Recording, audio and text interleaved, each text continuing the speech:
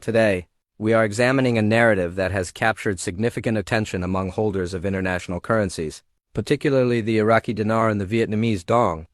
There is a persistent discussion, a story taking shape behind the scenes, suggesting that a long-discussed moment might be approaching. This story revolves around the possibility of United States-based exchanges preparing for a significant operational shift. The core of these discussions centers on whether these preparations are tangible or simply another chapter in a long history of speculation. It's a topic that touches on logistics, security, and complex financial systems, and it's fueling intense conversation across various communities. The whispers gaining traction paint a picture of quiet, focused activity. According to these unverified reports, certain private exchange centers within the U.S. are allegedly in a state of readiness. This includes claims of updated security protocols being put in place and, perhaps most notably, assertions that appointment scheduling systems are already undergoing testing. These details, though originating from anonymous and unconfirmed sources, contribute to a growing narrative of preparation.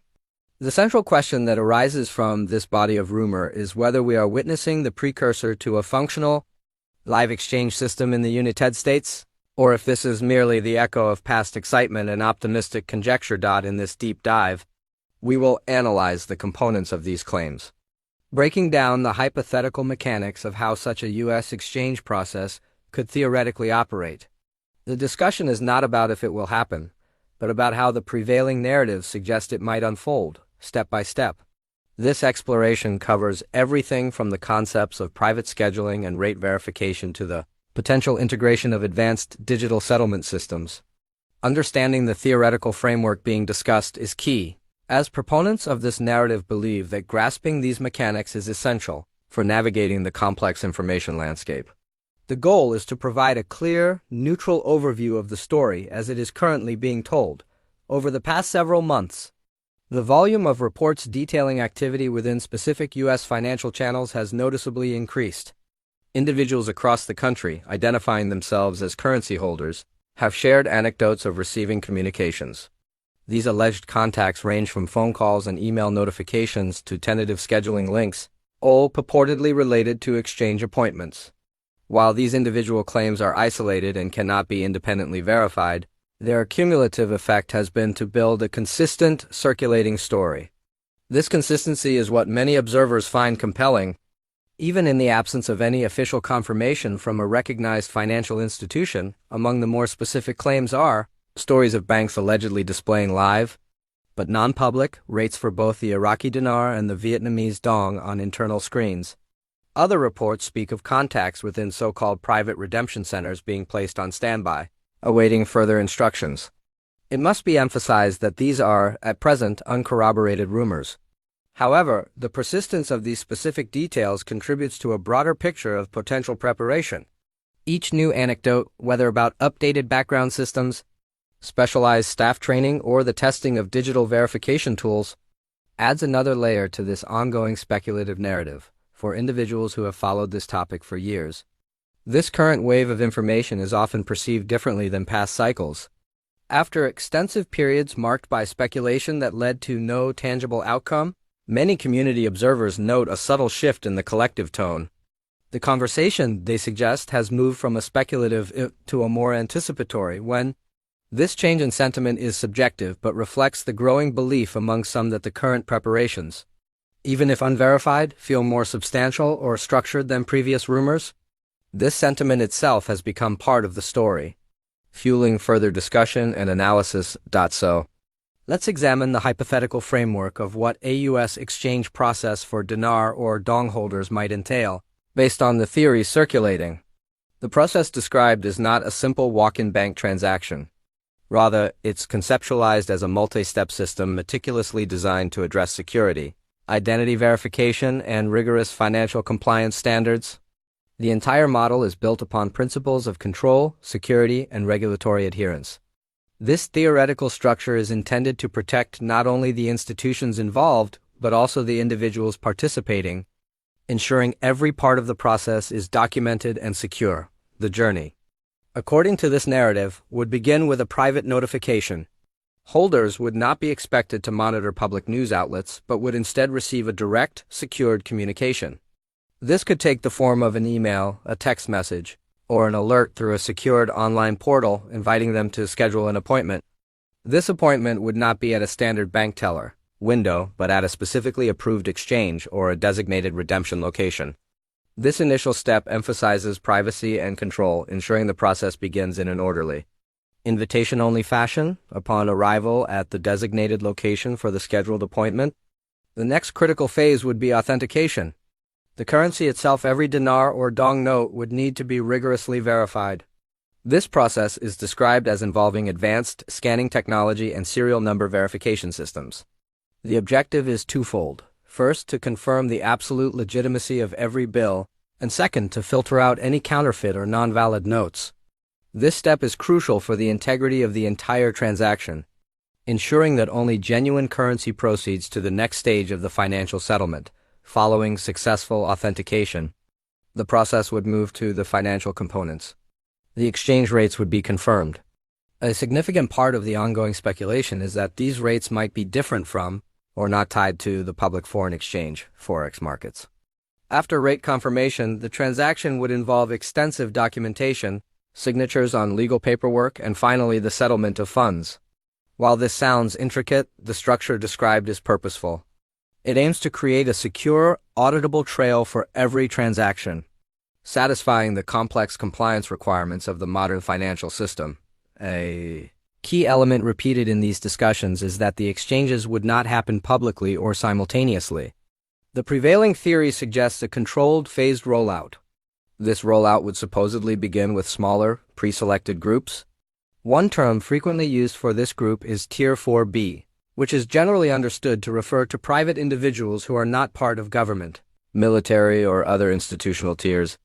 These are described as people connected through online currency communities, many of whom may have registered their interest in advance or participated in previous non-public programs. The purpose of such a staged rollout, as theorized, would be to carefully manage liquidity and prevent systemic shocks. A sudden, massive influx of new capital into the broader markets could, in theory, cause significant instability. By processing exchanges in controlled phases, financial institutions could manage the flow of funds, verify each transaction meticulously, and ensure all compliance checks are met. This includes rigorous identification verification, checks on the source of the funds, and thorough anti-money laundering (AML) screenings. All standard procedures in high-value financial operations. Once these compliance checks are cleared, the funds might not be instantly available. The narrative suggests that funds could be held briefly in a pending status before being fully released. This mechanism would serve as an additional buffer, allowing the banking systems to synchronize and remain stable as liquidity moves. This slow, methodical, and quiet rollout is described as a deliberate strategy to prevent large-scale disruption, allowing the process to occur securely behind the scenes before any wider public acknowledgement. This approach prioritizes stability over speed. Now, let's discuss the term redemption centers, which is frequently mentioned in these insider-style discussions. These are not imagined as typical bank branches. Instead, they are described as private, invitation-only locations. These facilities are said to be equipped with the previously mentioned advanced scanning tools and, crucially, direct digital connections to major clearing banks. This specialized setup would allow them to handle the specific tasks of currency verification and high-value settlement more efficiently and securely than a standard retail banking environment. A defining feature of these theoretical redemption centers would be the level of confidentiality. Participants would reportedly be required to sign non-disclosure agreements (NDAs) as part of the process. These agreements would legally bind them to keep the specifics of the transaction, including the exact exchange rates and other procedural details, private. Once inside, the exchange would be handled with discretion, with the transaction verified, processed, and recorded on secured digital ledgers separate from public-facing bank operations. This emphasis on privacy is a cornerstone of the entire theory. The consistent mention of these centers, whether they are believed to exist already or are still in preparation, suggests they play a central role in this speculative framework. Supporters of this theory believe these centers are part of a much broader upgrade to the global financial system. They are sometimes linked to emerging digital financial platforms that proponents claim offer greater transparency, immutability, and the potential for instant settlement. The concept of the redemption center. therefore bridges the gap between the physical currency, notes, and a modernized digital financial backbone. This level of purported secrecy is often explained as a necessary precaution against massive market speculation. If a global or national currency revaluation were to be publicly announced before the systems were fully prepared and liquidity was in place, it could trigger chaotic buying and selling. Such an event could destabilize banking operations, royal currency trading markets, and potentially strain international political relations. Therefore, the theory holds that these exchanges must be rolled out in confidential waves to manage the economic impact. Under this model, participants would be required to maintain silence until a full market synchronization has occurred and the process moves to a public phase. This requirement would be designed to prevent early information leaks that could be exploited or could cause digital systems to overload from a sudden rush of activity. While this might sound extreme, proponents point out that this principle is standard in high-security financial operations. Government bond releases or major institutional settlements are often executed quietly to ensure that when liquidity does move, it does so without creating destabilizing economic shockwaves. One of the most debated questions is how exchange rates would hypothetically be determined. Based on years of community discussion, the prevailing theory is that rates would not be arbitrary but would vary based on several factors. These could include prevailing market conditions at the time of the exchange, specific agreements between governments, and most notably, potential asset-backed support structures. For instance, if Iraq's currency were to be revalued based on its vast oil reserves and progress in economic recovery, the dinar could, in theory, reflect a base rate stronger than its current public forex listing. Similarly, the narrative often points to Vietnam's rapid industrial growth and its status as one of Asia's fastest-growing export economies. Factors like strong manufacturing output, consistent trade surpluses, and stable economic growth could, according to this theory, justify a higher valuation for the dong once international trade settlements are fully adjusted. It is critical to state that no confirmed rates exist, and any numbers circulating online are purely speculative. The focus of this analysis is on the process being discussed, not on chasing rumors of specific, unverified values. We should also address why these two specific currencies, the Iraqi Dinar and the Vietnamese Dong, remain at the absolute center of this decades-long conversation. Both nations represent economies that are perceived by followers of this topic as having strong underlying potential, yet both have currencies with historically suppressed valuations. Iraq, a nation rich in oil and other natural resources, is in a continuous process of rebuilding its infrastructure, strengthening its banking regulations, and working to stabilize its fiscal policies. This progress is closely monitored by observers. Vietnam, meanwhile, stands as a significant economic player in Asia. Its growth in manufacturing and exports is well documented, and its economy has shown remarkable resilience and stability. Analysts in this field believe that both countries are gradually positioning their economies for greater integration into a more balanced global currency system.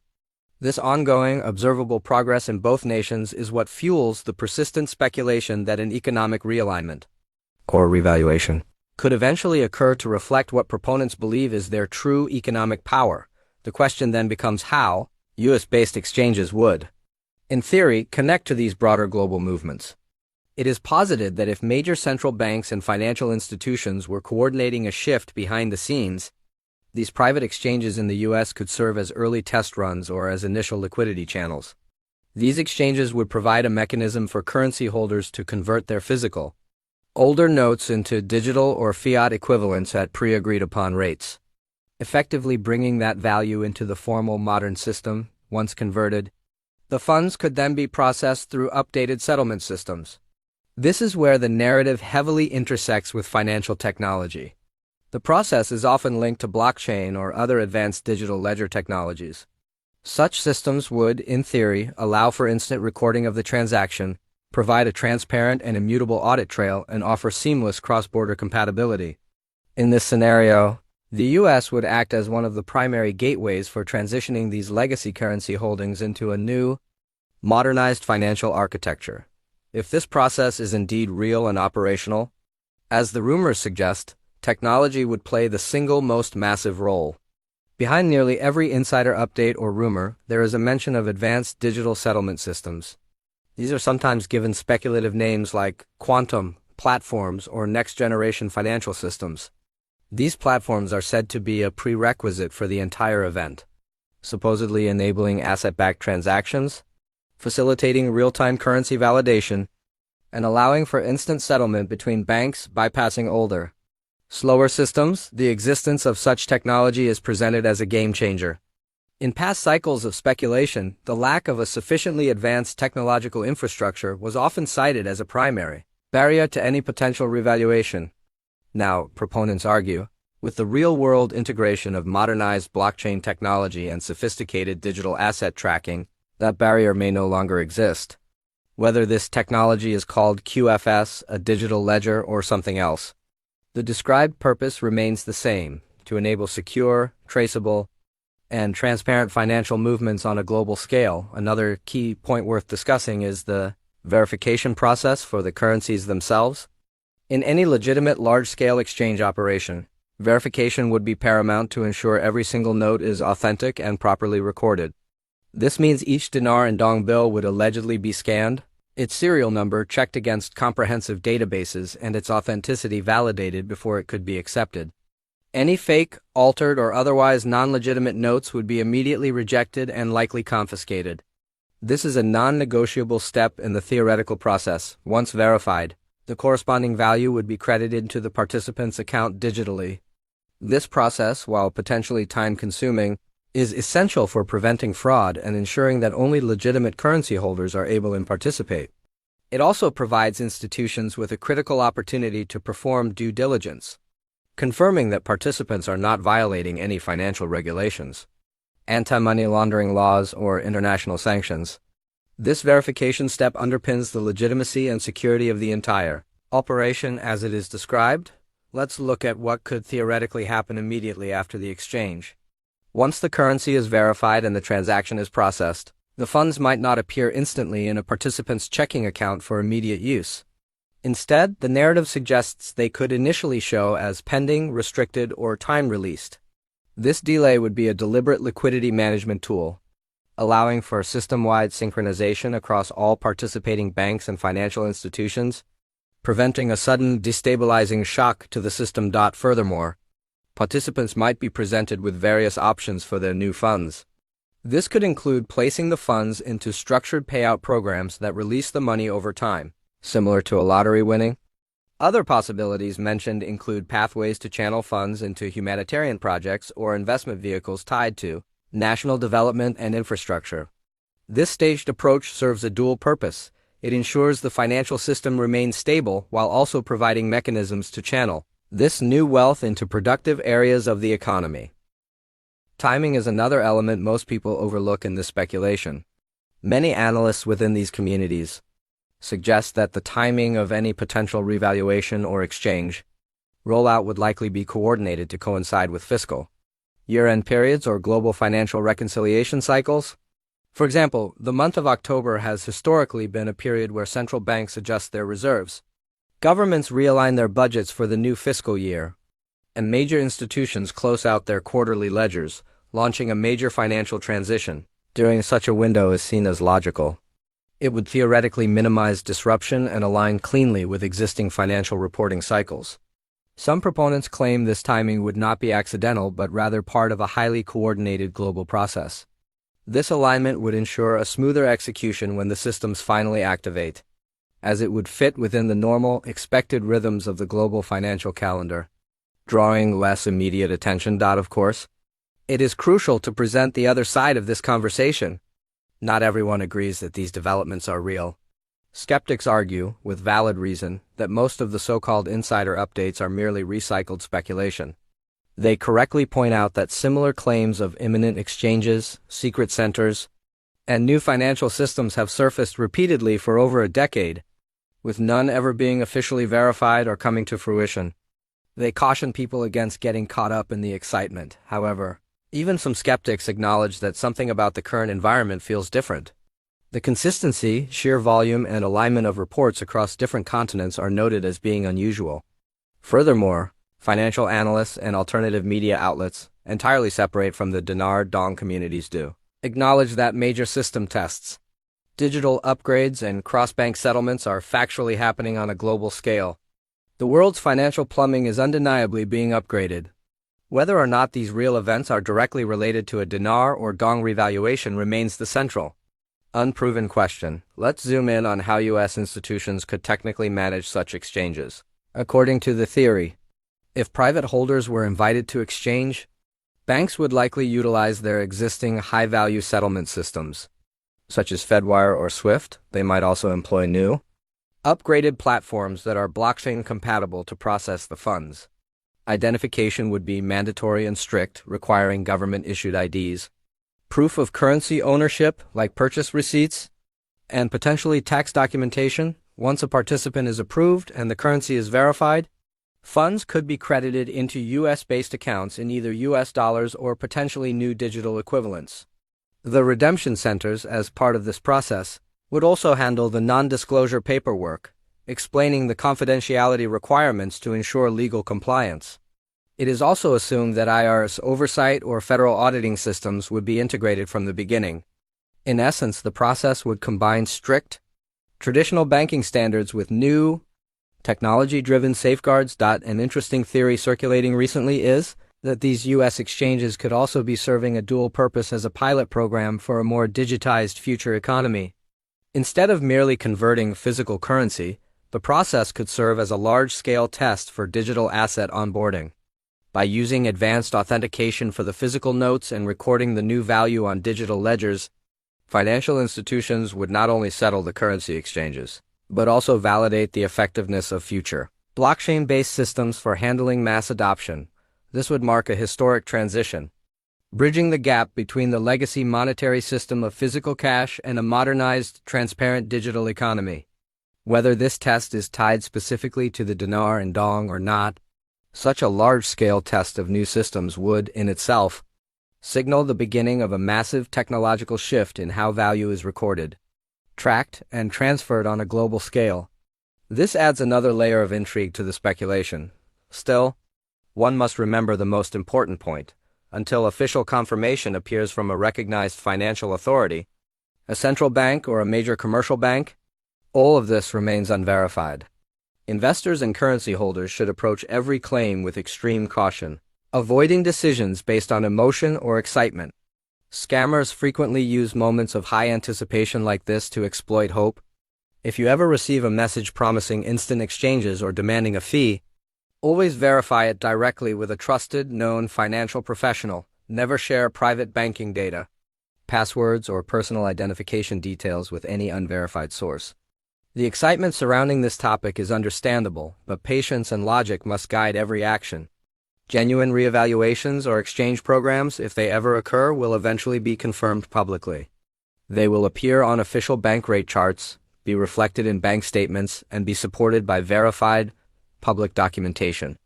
Until that day, it is best to stay informed but remain careful. That said, even the discussion of a possible exchange process has created a renewed energy in the community. After long periods of silence, there is momentum, conversation, and curiosity again. The global financial system is undeniably in a state of evolution. Digital currencies, blockchain banking, and asset-backed settlement systems are no longer just theories. They are active components of our changing world. Within that evolution, it is possible that currencies like the Iraqi Dinar and Vietnamese Dong could find new relevance.